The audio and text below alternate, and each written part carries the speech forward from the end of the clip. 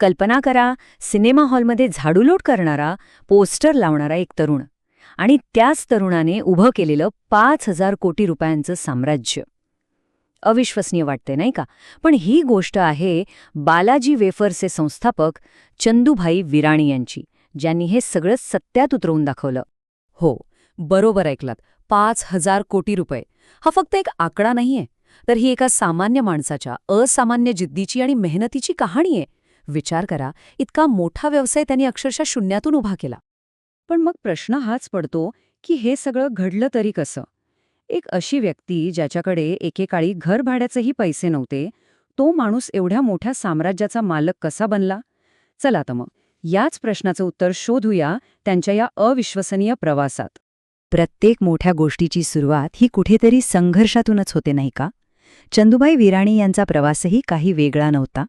एका शेतकऱ्याचा मुलगा जो पुढे जाऊन वेफर किंग म्हणून ओळखला जाणार होता. त्यांचा सुरुवातीचा काळ म्हणजे संकटांची एक मालिकाच होती. बघा ना, 1972च्या दुष्काळानं सगळ्यांच्या सगळं हिरावून घेतलं.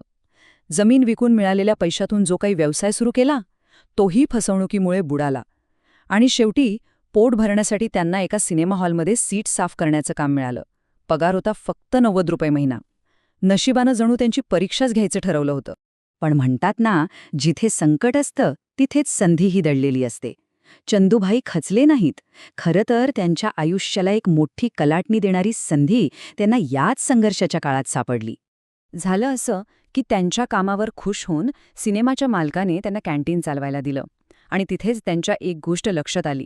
इंटरव्हलमध्ये वेफर्सला प्रचंड मागणी होती. पण जे पुरवठादार होते ते एकतर वेळेवर यायचे नाहीत किंवा आणलेला माल तुटका-फुटक्या वेफर्सचा असायचा. यामुळे ग्राहक नाराज व्हायचे आणि धंद्याचं नुकसान व्हायचं.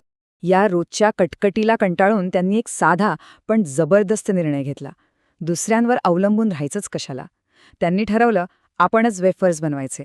आणि मग काय, 1982 साली स्वतःच्या घराच्या वरांड्यातूनच बालाजी वेफर्सचा पाया रचला गेला. आता व्यवसाय तर सुरू झाला होता, पण खरी लढाई तर पुढे होती. घरातल्या घरात वेफर्स बनवण्यापासून ते एक मोठा ब्रँड उभा करण्यापर्यंतचा प्रवास अजिबात सोपा नव्हता. त्यांना अनेक तांत्रिक अडचणींना सामोरं जावं लागलं. याचंच एक उत्तम उदाहरण म्हणजे त्यांचा पहिला प्लांट.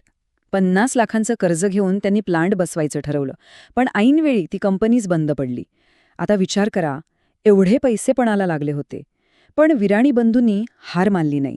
त्यांनी स्वतः एक पार्ट वेगळा केला, तो समजून घेतला आणि स्वतःच्या हातांनी तो प्लांट पुन्हा उभा केला. म्हणजे ते गरजेपोटी अक्षरशः इंजिनियर बनले होते. आणि याच अनुभवामुळे तंत्रज्ञान त्यांच्या व्यवसायाचा कणा बनला. ऑटोमेशनमुळे त्यांना 2 गोष्टी साधता आल्या. एक म्हणजे प्रत्येक पॅकेटमधली चव आणि गुणवत्ता कायम सारखी राहिली. आणि दुसरं म्हणजे उत्पादन खर्च खूप कमी झाला. हीच गोष्ट त्यांची सर्वात मोठी ताकद ठरली. आणि ह्या ताकदीचं फळ काय मिळालं? तर 2006 सालापर्यंत बालाजीने गुजरातच्या बटाटा वेफर्स मार्केटमधला तब्बल 90% हिस्सा काबीज केला होता. म्हणजे विचार करा, गुजरातमध्ये वेफर्स म्हणजे बालाजी हे एक समीकरणच बनलं होतं. पण जेव्हा तुम्ही इतके मोठे होता तेव्हा मोठ्या स्पर्धकांचं लक्ष तुमच्याकडे जाणारच. आणि आता बालाजीसमोर एक असं मोठं आव्हान उभं राहिलं होतं ज्याचा सामना करायला ते कदाचित तयारही नव्हते. पेप्सिको. ही लढाई म्हणजे अक्षरशः डेव्हिड विरुद्ध गोलियातची होती. एका बाजूला राजकोटमधली एक साधी कौटुंबिक कंपनी आणि दुसऱ्या बाजूला अख्ख्या जगात पसरलेली एक महाकाय अमेरिकन कंपनी. 2011 मध्ये पेप्सिकोने थेट हल्लाच केला. त्यांनी बालाजीवर त्यांच्या लेज मॅक्स चिप्सच्या डिझाईनची नक्कल केल्याचा आरोप करत कोर्टात खटला दाखल केला. अनेकांच्या मते बालाजीची वाढती लोकप्रियता रोखण्यासाठी हा एक डाव होता. झालं असं की कोर्टाचा निर्णय पेप्सिकोच्या बाजूने लागला. बालाजीला डिझाईन बदलावं लागलं. पण चंदूभाईंचा आत्मविश्वास बघा, ते अजिबात डगमगले नाहीत. त्यांचं उत्तर होतं, आमचे ग्राहक बालाजीच्या नावावर विश्वास ठेवतात, पॅकेजिंगच्या डिझाईनवर किंवा लोगोवर नाही. आणि आकडेवारीने हे सिद्ध केलं की चंदूबाई 100% बरोबर होते. गंमत बघा, खटला हरल्यानंतरही जिथे लेसचं मार्केट शेअर कमी होत होता तिथे बालाजीची वाढ दरवर्षी 20 ते 25% वाढतच होती. यातून एकच गोष्ट सिद्ध होते.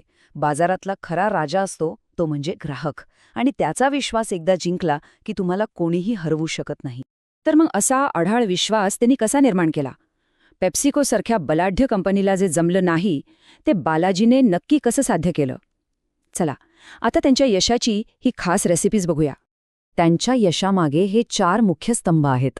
सगळ्यात पहिला आणि महत्त्वाचा ग्राहक. ग्राहकाला त्याच्या पैशाचा पुरेपूर मोबदला द्यायचा. दुसरा, प्रत्येक चवीच्या आणि वयोगटाच्या माणसासाठी काही ना काही बनवायचं. तिसरा, खर्च कमी करण्यासाठी आणि गुणवत्ता टिकवण्यासाठी तंत्रज्ञानाचा वापर करायचा. आणि चौथा, आपल्या स्थानिक लोकांच्या चवीनुसार उत्पादनांमध्ये बदल करत राहायचं. ही तर फक्त एक झलक आहे.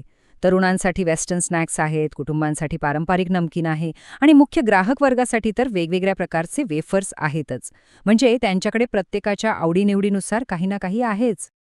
पण बालाजी फक्त एक यशस्वी कंपनी नाहीये, त्यांची मूल्यही तितकीच खास आहेत.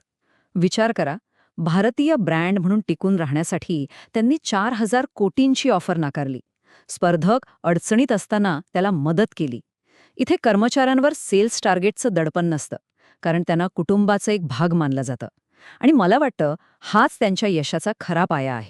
आणि त्यांच्या याच मूल्यांमुळे आणि अतुलनीय व्यावसायिक धोरणांमुळे द इकॉनॉमिक टाइम्सने त्यांना एक अगदी सार्थ पदवी दिली, सुलतान ऑफ वेफर्स. बालाजी वेफर्सचे संचालक श्याम विराणी यांचं हे एकच वाक्य त्यांच्या यशाचं संपूर्ण सार सांगून जातं. ते म्हणतात, आमच्यासारखी गुणवत्ता, प्रमाण आणि किंमत यांचं मिश्रण तुम्हाला दुसऱ्या कुठल्याही ब्रँडमध्ये मिळणार नाही. आणि हेच तर त्यांचं यश आहे. बालाजी वेफर्सची ही कहाणी आपल्याला एका महत्त्वाच्या प्रश्नावर विचार करायला लावते. जेव्हा एखादा व्यवसाय नफ्याच्या पुढे जाऊन आपल्या ग्राहकांना आणि आपल्या तत्वांना सर्वात जास्त महत्त्व देतो, तेव्हा यशाची कोणती शिखरं गाठणं शक्य आहे?